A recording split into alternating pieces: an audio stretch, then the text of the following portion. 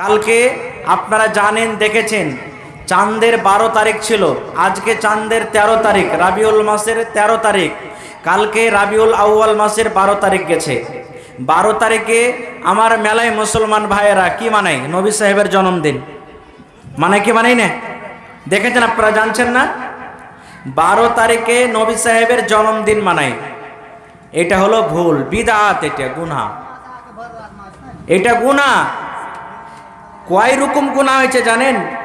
1 নম্বর গুনাহ যে নবী সাহেব কোনো দিন নবী সাহেবের সাহাবাই কেরাম জন্মদিন মানেনি। 1400-1450 বছর হয়ে গেল নবীজির দুনিয়াতে আসা, কোনোদিন মক্কাতে নবীজির জন্মদিন মানায়নি। তা আজকে আমরা কোথা থেকে পেয়ে গেলাম? তাইলে নবীজির জন্মদিন মানাটা হলো পাপের কাম, গুনার কাম। দ্বিতীয় নম্বর, 12 রাবিউল আউয়ালে নবী সাহেব পয়দা হয়নি, 12 রাবিউল আউয়ালে নবী সাহেব মারা গেছেন। 12 রাবিউল আউয়ালে নবীজি মারা গেছেন, দুনিয়া থেকে নবীজি বিদায় হয়ে চলে গেছেন। নবীজির মৃত্যু 12 রাবিউল আউয়ালে হয়েছে, কিন্তু আমার ভাইরা এরা উল্টা বুঝে 12 তারিখে নবী সাহেব পয়দা হয়েছে বলে সেদিন জন্মদিন মানাইছে। কত বড় ভুল কথা ভাইরা আমার। তো আল্লাহ তাবারাক ওয়া তাআলার শরীয়ত এমন একটা শরীয়ত, আপনারা দেখছেন যারা বড় বড় মোবাইল চালাইছেন, সৌদি আরবের নতুন ঘটনা একটা বলছি। সৌদি আরবের নতুন ঘটনা, একটা 25-26 বছরকার ছেলে, 25 বছর কিংবা 26 বছরকার ছেলে, কোনো কথাতে একটু টেনশন নিয়ে ওর হাতে একটা লোকের মার্ডার হয়ে গেল। এই 1-2 দিন 3 দিনকার ঘটনা, মার্ডার হয়ে গেল। সৌদি আরবের মুসলমানের ওখানে সংখ্যা বা মুসলমানের হুকুমত, ইসলাম শরীয়ত চলছে ওখানে, যে চোর চুরি করলে হাত কাটো, জেনা করলে ওকে রজম করো কিংবা দৌড়া মারো। আর শরীয়তের ফয়সালা আল্লাহ করেন, বলছেন যে তোমার যদি একটা কেউ লোক কাটে তো তুমি ওর বদলাতে একটা লোক কাটো, তোমার যদি কেউ এখানটা হাত কাটে তো ওর বদলাতে এখানটা হাত কাটো, তোমাকে যদি গলা কেউ কেটে দেয় তো ওর বদলাতে এখানটা গলা কাটো, কেউ যদি পা কেটে দেয় তো ওর বদলাতে পা কাটো। একে কেসাস বলে, বদলা। তো সৌদি আরব মুসলমানের দেশ, মুসলমানের হুকুমত চলছে। তো ওই 25 কিংবা 26 ছেলেটার নাম বলছি, ওর হাতে একটা মার্ডার হয়ে গেল। এবার আল্লাহ তাবারাক ওয়া তাআলা 3টা অপশন দিয়েছে। কি? যদি কোনো মানুষের কাছ থেকে ভুল হয়ে যায়, মার্ডার হয়ে যায়, তো আর 3টা রাস্তা দিয়েছে আল্লাহ। কয়টা রাস্তা? 3টে। 1 নম্বর রাস্তা, যে যারাকে মার্ডার করলো ওরা যদি মাফ করে দেয়, যে যাকে মার্ডার করে দিয়েছে আমি মাফ করে দিলাম দিল থেকে, কোনো দাবি ধাক্কা রাখলাম না, মাফ করতে পারে। আর যদি বলে যে মাফ করব না, দিয়াতি লিব, তার মজুরি লিব, তার বদলা লিব, জরিমানা লিব, তাহলে মাফ করব। যেমন এই এলাকাতে আমাদের যুগে কম্প্রোমাইজ বলে, তো ওইটাকে দিয়াত বলা হয়েছে, যাকে আমরা কম্প্রোমাইজ বলছি ওকে দিয়াত বলা হয়েছে শরীয়তে। যদি কম্প্রোমাইজ করে লাই, শরীয়তের যেটা বিধান যে দিয়াত দিয়ে দাও, তোমাকে মাফ করে দিলাম, তাও হয়ে গেল। আর যদি যারাকে মার্ডার করে দেওয়া হলো তারা যদি বলেন আমি মাফও করব না, দিয়াতও লিব না, তাহলে কিন্তু জানের বদলাতে ওকে জান দিতে হবে। এবার সৌদি আরবের নতুন ঘটনা দেখবেন, ফেসবুকে খুব একবারে ভাইরাল হয়ে আছে ভিডিওটা। এবার যেই ছেলেটার হাত থেকে মার্ডার হয়েছে, ওর খানদানের যত লোক আছে, সব খানদানের লোক এক জায়গাতে হয়ে, যার খানদানে মার্ডার হয়েছে তার পরিবারের কাছে চলে গেলেন। যাওয়ার পর বলছে ভাই মাফ করে দাও, বলছে মাফ করবো না। সৌদি আরবের মাপ চাহা কি জানেন? ছোট লোক হওয়া কি, যখন কোনো পার্টির কাছ থেকে মাপ চাইতে যাবে তো সৌদি আরবের মাথার টুপি, মাথাতে যে পাগড়ি বান্ধা আছে পাগড়িটা খুলে সামনে রেখে দিলে, চাদর থাকছে বড় এখানটা, চাদরটা খুলে দিয়ে দিলে, ওর মানে আমি নিজকে সিলিন্ডার হয়ে গেলাম, তুমি মাফ করে দাও। কিন্তু যে পক্ষের লোক মার্ডার হয়েছে ওরা বলছে মাফ করবো না, আমরা জানের বদলাতে জান হওয়া চাই। আল্লাহুস সামাদ, ইতিহাস গাওয়া শরীয়ত এখনো জিন্দা আছে। সেই লোকটাকে জানের বদলাতে জান, তাকে ফাঁসি দেওয়া হলো তাকে। সুবহানাল্লাহ, এটা হলো শরীয়ত। ভাইরা আমার, আল্লাহ রাসূল সাল্লাল্লাহু আলাইহি ওয়াসাল্লাম একদিন বসে আছেন, সাহাবায়ে কেরাম নবীর সাথে দেখা করতে এসেছেন। 3 জন সাহাবী, ভালো করে শুনবেন, বুখারী শরীফের হাদিস, যে আল্লাহ রাসূল কিভাবে নামাজ পড়ছেন, কতটি নামাজ পড়ছেন, কতটি রোজা করছেন। 3টা লোক নবীর সাথে দেখা করতে এসেছেন। যেই টাইমে নবীর বাড়ি এলেন ওই টাইমে কিন্তু নবীজি বাড়িতে নেই, কোথায় চলে গেছেন? কামে কাজে। এবার আল্লাহ রাসূলের স্ত্রী মায়েশা বাড়িতে আছেন। এবার তারা 3 জন এসে বলছেন আসসালামু আলাইকুম। ওয়ালাইকুম সালাম। বলছে নবীজি বাড়তে নেই? বলছে না। বলছে কি খবর বাবা বলো। নবীজির স্ত্রী বলছেন কি খবর বলো, নবী আসবে তখন আমি বলে দেবো। তো বললেন যে আমরা এসেছিলাম নবীজি কতটুকু ইবাদত করছেন, কখন কত টাইমে নামাজ পড়ছেন, কি করছেন না করছেন একটু জানতে এসেছিলাম। তো মা আয়েশা রাদিয়াল্লাহু তাআলা আনহা নবী যা যা করেন, যতটুকু নামাজ পড়েন, যতটুকু রোজা রাখেন, তাসবিহ তাহলিল করেন বলে দিলেন। তো ওই সাহাবায়ে কেরামকে শুই না কম মনে হলো। আল্লাহর নবী কম করতে গেলেও চলবে। কি বলছেন? আল্লাহর নবী কম করতে গেলেও চলবে। ও আল্লাহর নবী, আল্লাহর আক্কার গুনাহ মাফ করে দিয়েছেন, পিচকারও গুনাহ মাফ করে দিয়েছেন। আমরা পাপী গুনাহগার বান্দা না, আমরাকে বেশি বেশি করে ইবাদত করতে হবে, নবীর থেকে বেশি ইবাদত করতে হবে, কারণ আমরা হলাম গুনাহগার। এই কথা বলে তখন একজনা কি বলছেন জানেন? তিনটা লোকের মধ্যে মা আয়েশা কিন্তু শুনছেন আল্লাহ রাসূলের স্ত্রী, কি আল্লাহর কসম করে বলি জীবনে আমি কোনোদিন ঘুমাবো না রাতের বেলাতে, সারা জীবন আমি ইবাদত বান্দেগি করব, তাহাজ্জুদের নামাজ পড়ে পড়ে আমি নিজের জীবনটাকে কাটিয়ে দেব। জীবনে কোনোদিন আমি রাতের বেলাতে বিছানায় ঘুমাবো না। একজন ওয়াদা করে দিলেন, কসম খেয়ে নিলেন যে আল্লাহ রসুল যতটুকু ইবাদত করছেন আমরা গুনাহগার, নবীর থেকে বেশি আমাকে করতে হবে। এই জন্য কসম খেয়ে নিলেন জীবনে কোনোদিন শুধবো না বিছানে, সারা জীবন তাহাজ্জুদের নামাজ পড়বো রাতের বেলাতে। আর একজনা কি কত মজার হাদিস দেখেন। আর একজনা কসম খেয়ে বলছেন আমি আল্লাহর কসম খেয়ে বলি বাবারে আমি জীবনে কোনোদিন বিবাহ করব না। যদি বিবাহ শাদী করি বাড়িতে ঝামেলা লাগবে, ছেলে হবে মেয়ে হবে, আমাকে খাটতে যেতে হবে। আল্লাহর ইবাদত বান্দেগিতে আমার ত্রুটি হয়ে যাবে, কমে যাবে। দুনিয়ার ঝামেলাতে আমি পড়তে চাই না। জীবনে কোনোদিন বিয়ে আমি করব না। আমি সারা জীবন আল্লাহ তাবারাক ওয়া তাআলা ইবাদত বান্দেগি করব। কয়টা হলো? কয় রকম লোক হলো? দুটা। তিন নম্বর লোকটা বলছেন ভাই রে আমি আল্লাহর কসম করে বলি আমি জীবনে কোনোদিন রোজা ছাড়ব না। এক মাস রমজান মাসে রোজা রাখবো, আর অন্য আরো 11 মাস যে মাসে আমি নফল রোজা চালিয়ে যাব, কোনোদিন রোজা ছাড়ব না। তাইলে তিনজনা তিন রকমের কসম খেয়ে নিল। একজন কসম খাইলেন আল্লাহ জীবনে কোনোদিন আমি শুধবো না, ঘুমাবো না, সারা জীবন তাহাজ্জুদের নামাজ পড়বো। দুই নম্বর বলছেন আল্লাহ জীবনে কোনোদিন বিয়ে করব না। তিন নম্বর লোকটা বলছেন আল্লাহ জীবনে কোনোদিন রোজা রাখবো না, রোজা ছাড়বো না, সারা জীবন আমি রোজা চালিয়ে যাব। এই কথাগুলা বলে নবীর বাড়ি থেকে তারা বাড়িয়ে গেলেন। কথা কইছেন চলিচ্ছেন। এবার হয়তো ধরেন মসজিদ পর্যন্ত গেছে, আল্লাহ রসুল কোন পাক দিয়ে বাড়ি চলে এসছেন। বাড়ি এসে তখন আল্লাহ রসুলের স্ত্রী মা আয়েশা বলছেন জানেন, বলছে কি হয়েছে? যে ওই তিনটা লোককে যে দেখতে পেয়েছেন না, ওরা আপনার কাছে এসেছিল আর এরকম কথা বলে গেল, এরকম কথা বলে গেল। একজনা বলছে যে আপনার ইবাদত সম্পর্কে জিজ্ঞাসা করলেন, আমি বললাম তো ওরাকে কম মনে হইলো। নবীজি একটু করতে গেলে চলবে, আমরা গুনাহগার পাপী বেশি করে করতে হবে। এই বলে একজনা কসম খেয়ে নিলে জীবনে কোনোদিন শুধবো না। আর একজনা কসম খেয়েছে কোনোদিন বিয়ে করব না। আর একজন কসম খেয়েছে জীবনে কোনোদিন রোজা ছাড়বো না। যখন তিনজন তিন কথা বলে গেলেন সুবহানাল্লাহ, নবীর চোখ গলা লাল হয়ে গেল একবারে বেদানার দানার মতন। নবীজি হাঁটতে হাঁটতে তখন তিনটা লোককে বলছেন এই শোনো শোনো, এখানে তোমরা তিনজন। তারা চলে এসেছেন। আসাফার রাসূল বলছেন তোমরা নাকি এরকম কথা বলেছ? তারা তিনজন সাহাবী বলছেন জি নবীজি বলেছি। আল্লাহ রাসূল বললেন সাহাবীরা আমি দয়ার নবী তোমাদেরকে বলে যাই, তোমরা যে এরকম ধরনের কসম খেয়ে তোমরা ওয়াদা করেছ রে বাবা, এই কসমের পরে যদি তোমরা কায়েম থাকো তাইলে তোমরা কোনোদিন আমার নবী আমি নবী আমার উম্মত হইতে তোমরা পারো না। তোমরা আমার উম্মত থেকে বাদ হয়ে যাবে, তোমরা খারিজ হয়ে যাবে। দয়ার নবী বলছেন সাহাবীরে আমি নবী তোমাদের চাইতে আল্লাহ রাব্বুল আলামিনকে দেখে বেশি ডর করি, ভয় করি। আমি আল্লাহকে যতক্ষণই দেখে ডরাই ভয় করি, আমার মতন ডরাও ভয় তোমরা আল্লাহকে দেখে করো না। আরে সাহাবী শুনো, তোমরা একজন কসম খেয়েছো জীবনে কোনোদিন বিয়ে করব না। আমার 11টা স্ত্রী আছে, আমি নবী 11টা আমার স্ত্রী আছে। 11টা স্ত্রীকে আমি এ বাড়িতে রেখে আমি আল্লাহর ইবাদত বান্দেগি করি এবং বিবিদেরকে নিয়ে আমি সংসার কাটি। আরে সাহাবী শুনে নাও, তোমরা কসম খেয়েছো জীবনে কোনোদিন রোজা ছাড়বো না, রোজা রেখে যাব। আমি দয়ার নবী মাঝে মাঝে আমি নফল রোজা রাখি, আর মাঝে মাঝে আমি রোজাটাকে বাদ দিয়ে দিই, রোজাটাকে ছেড়ে দিই।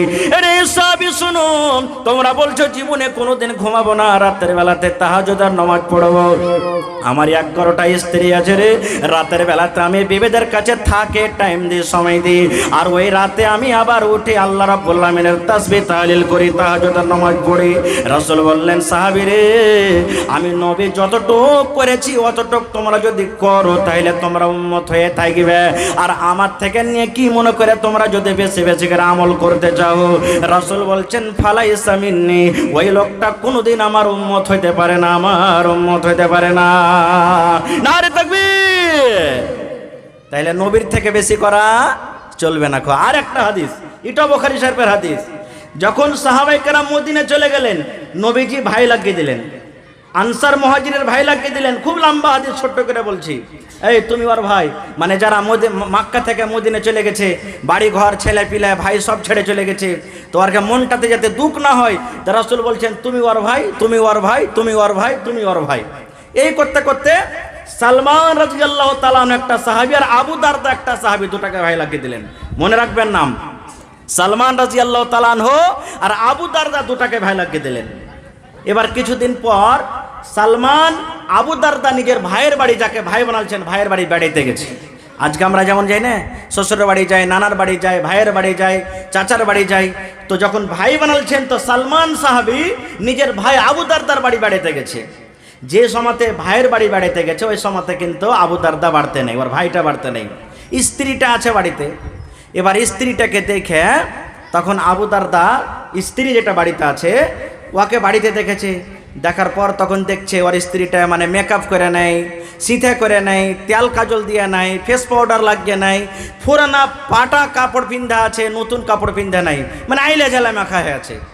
তখন সালমান ওর মানে ভাইয়ের মানে ভাবিকে বলছেন, দোস্তের বিবিকে বলছেন, আবু দারদার স্ত্রীকে কি বলছেন জানেন? বোন রে, ব্যাপারটা কি আমি বুঝতে পারলাম না। বলছে কি ভাই? বলছে বোন রে, তুমি সুন্দর করে সাজা খুঁজে নাও, সুন্দরভাবে তুমি একটা সিধা করে নাও, তোমার মাথার চুল গলা উস্কো খুস্কো হয়ে আছে, তোমার মুখটা চিকন হয়ে নাই, তুমি যে একটা ফাটা ছিঁড়ে কাপড় পিন্ধা আছো, তুমি নিজের স্বামীর সামনে নতুন সাজ করে এখানে থাকো না। তোমার অবস্থা কেন এরকম? তোমার স্বামী যখন বাড়িতে থাকবে তোমাকে সুন্দর করে সেজে খুঁজে থাকতে হবে, তোমার স্বামীর সামনে তোমাকে সেন্ট লাগিয়ে থাকতে হবে, তোমার স্বামীর সামনে তোমাকে সেন্ট যদি না পাও তোমাকে এই যে সেন্টওয়ালা তেল দোকানে বিক্রি হয় সেই তেল মেখে থাকতে হবে, নতুন নতুন যত পারবে শক্তি মতো তোমাকে কাপড় পিন্ধে থাকতে হবে। কিন্তু বোন রে, ব্যাপারটা কি বুঝতে পারি না, তুমি ছেঁড়া কাপড় পিন্ধা আছো, তোমার মাথার চুলগুলা উস্কো খুস্কো হয়ে আছে, ব্যাপারটা কি বুঝতে পারলাম না, একটু খুলে বলো। আবু দার স্ত্রী বলছেন, ও ভাই সালমান, কার জন্য সাজন সাজবো রে ভাই, কে আমাকে দেখবে? বলছে কেমন কথা বলছো বোন রে? বলছে ভাই হে, তোমার বন্ধু, তোমার দোস্ত, তোমার ভাই যে আবু দারদা আছে, জীবনে কোনোদিন আমার দিকে দেখে না, আমার কাছে আসে না, আমার বিছানে সেই কিন্তু আসে না, দুনিয়াদারি ছেড়ে দিয়েছে, একমাত্র আল্লাহ রাব্বুল আলামিনের জিকির আজকার করছে, আল্লাহর ইবাদত বান্দেগিতে দিনটা কাটায়। আমি তার স্ত্রী, আমার কাছে কি আছে, আমি কোন এমন জিনিস, কোন এমন মাল আমাকে সে দেখতে চায় না, আমি কার জন্য মেকআপ করে থাকবো, কার জন্য আমি সিধা করে থাকবো, কার জন্য আমি নতুন কাপড় পিন্ধে থাকবো ভাই?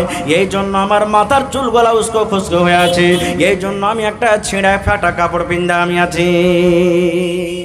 বলছে আচ্ছা। সালমান বলছেন যে এইটা কথা না তো? হ্যাঁ।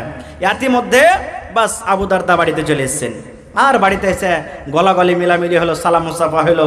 এবার বাড়িতে কুটুম আসতে গেলে নাস্তা পানি দিনে দিনে হানা বলেন দি।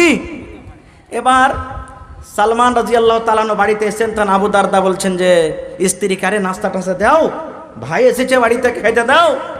খাইতে দিয়েছে দিনের বেলা। কিন্তু তখন সালমান বলছেন, ও তো আগে দিয়ে শুনে না নিয়েছে বিবির মুখ থেকে। তখন সালমান বলছেন, আবু দারদা ভাই, তোমার বাড়ি আমি বেড়াতে এসেছি ভাই রে, যতক্ষণ পর্যন্ত তুমি আমার সাথে না বসে খাবে, আল্লাহর কসম করে বলি আমি সালমান তোমার খানা আমি খাবো না। তুমি যদি আমার সাথে বসো, আমার সাথে যদি খানা খাও তাইলে আমি খাবো, আর তুমি যদি আমার সাথে না খাও আমি তোমার বাড়িতে মেহমানি করব না। যেমন কথাটা বলা, ওরে সুবহানাল্লাহ।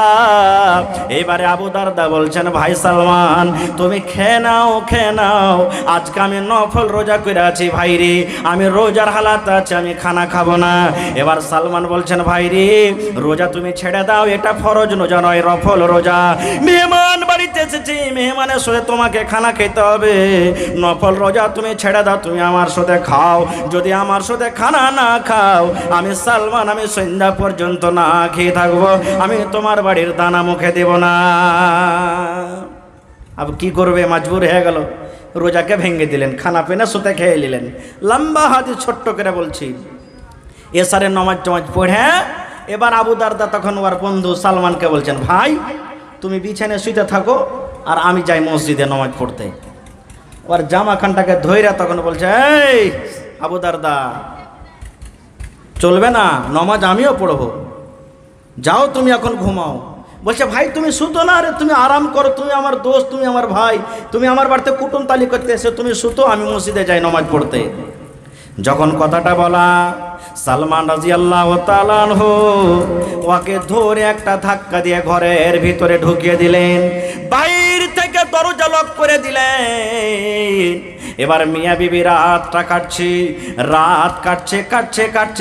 ঠিক 12, 1, 2টা যখন রাত হয়ে গেল, এবার সালমান তখন নিজের বন্ধু আবু দারদাকে দরজা থেকে বলছেন, আবু দারদা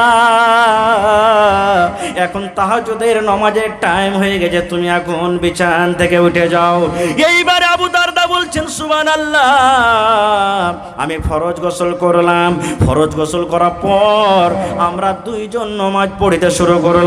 এবার যখন সকালবেলা হয়ে গেল, নামাজ ফরজে হয়ে গেল, ফজরের নামাজের পর আবু দারদা বলছেন, আমি ডাইরেক্ট নবীর কাছে চলে গেলাম, আল্লাহ রাসূলকে বললেন, আল্লাহর নবী গো, আজ আমার সাথে একটা নতুন ঘটনা ঘটে গেছে গো নবীজি, জীবনে এরকম কোনোদিন হয়নি। ওরে সুবহানাল্লাহ। এবারে নবীজি বলছেন, আবু দারদা কি ঘটনা ঘটেছে? বলছে, নবী গো, আমার বাড়িতে সালমান বেড়াতে এসেছে গো নবীজি, আমি রোজা রেখেছিলাম, আমাকে রোজাটা ভাঙিয়ে দিয়েছি। রাতের বেলাতে আমি এশারের পর আমি ইবাদত বান্দেগি করতে মসজিদের দিকে রওনা হইলাম, আমাকে ধরে আমার বিবির কামরাতে রুমে আমাকে বন্ধ করে দিয়েছি। ঠিক যখন 2টা রাত হয়েছে, 1টা রাত বেজেছে, আমাকে জাগিয়ে দিয়েছি। এবার আমি ফরজ গোসল করে আমি ফজরের নামাজ যখন পড়লাম, তখন আমার বন্ধু দোস্ত সালমান বলছেন, আবু দারদা তোমার উপরে তোমার চোখের হক রয়েছে আবু দারদা, তোমার উপরে তোমার এই যে শরীরের হক রয়েছে, তোমার উপরে তোমার বিবির হক রয়েছে, তোমার উপরে তোমার মেহমানের হক রয়েছে, তোমার উপরে তোমার ছেলে মেয়ের হক রয়েছে আবু দারদা। সব হককে বাদ দিয়ে তুমি যদি এক আল্লাহর তুমি হক আদায় করো, এরকম ইবাদত আল্লাহ রাব্বুল আলামিনের দরবারে আল্লাহর দরকার নাই, আল্লাহর দরকার নাই। এই জন্য আবু দারদা তুমি 24 ঘন্টার মধ্যে 8 ঘন্টায় 1 ঘন্টার জন্য ছেলে মেয়েকে তুমি আদর করো, রাতের বেলাতে 1 ঘন্টা 2 ঘন্টা কম করে বিবির সাথে তুমি আদর করো, বিবিকে মহব্বত করো, বিবিকে ভালোবাসা দাও, বিবির সাথে তুমি গল্প করো। বাড়িতে যদি মেহমান চলে আসে, কাম কাজ তুমি করিও না, সারা জীবন কাম কাজ তুমি করবে, কম করে মেহমানের জন্য 8 ঘন্টা 1 ঘন্টার জন্য তুমি সময় দাও, মেহমানের সাথে ইজ্জত সম্মানে তুমি কথা বলো। তারপর আবু দারদা শুনো, এই যে আল্লাহ রাব্বুল আলামিন রাতটাকে আরামের রাত বানালছেন, আর তুমি রাতের বেলাতে যদি না ঘুমাও, সারা জীবন তুমি ইবাদত করো, গোটা রাত ইবাদত করো, তাহলে আবু দারদা শুনে নাও, এই চোখ দুটা কিয়ামতের দিন আল্লাহর দরবারে যদি সওয়াল করে দাও, চোখ দুটো যদি কিয়ামতের দিন আল্লাহকে বলে, মাবুদ রে, তুমি আমাকে দেখার জন্য আরামের জন্য আল্লাহ বানিয়েছিলে, কিন্তু তোমার এই বান্দা আবু দারদা জীবনে কোনোদিন রাত আমাকে ঘুমাইতে দেয়নি, তাহলে বলো আবু দারদা ভাই, ভাই তুমি এত জিনিসের সওয়ালের জবাব আল্লাহর দরবারে কেমন করে দিবে? সবার হক মেরে তুমি আল্লাহর হক আদায় করবে, এরকম ইবাদতে আল্লাহ রাব্বুল আমিন নারাজ হয়ে যাবেন। যখন নবীর কথা শুনলেন তখন নবীজি বলছেন যে সাদাকা সালমান, আবু দারদা সালমান ঠিকই কহেছে, আর যা তোমার সাথে করেছে ঠিকই করেছো।